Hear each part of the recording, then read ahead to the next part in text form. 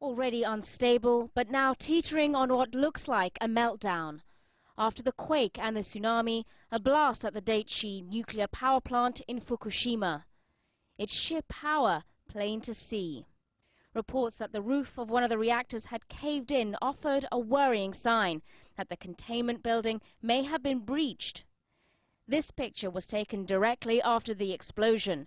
It shows 4 reactors. The one on the furthest left, circled in yellow, no longer has its outer structure. Several workers were reportedly injured in the blast. Engineers at the plant about 240 kilometers north of the Japanese capital Tokyo have been furiously trying to cool the reactor to reduce pressure in its metallic core.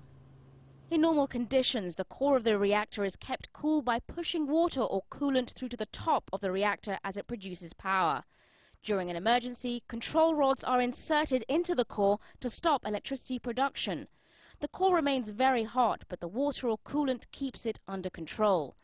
But the earthquake wasn't the end of it. The ensuing tsunami destroyed the electrical grid and diesel generators that would normally keep the water moving. Batteries are then the last resort to run the pumps, and they only have a lifespan of 8 hours.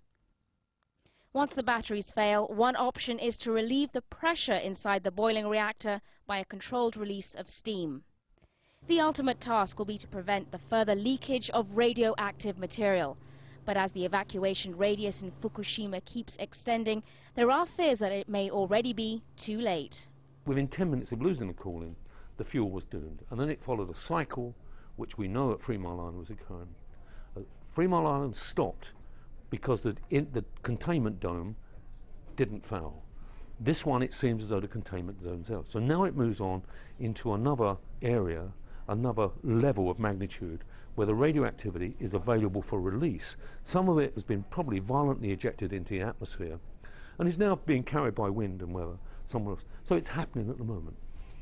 And as the mammoth relief operation continues to victims all across the country, the race is on to prevent a nuclear meltdown in the middle of a horrifying natural disaster. Sonia Gallego, Al Jazeera.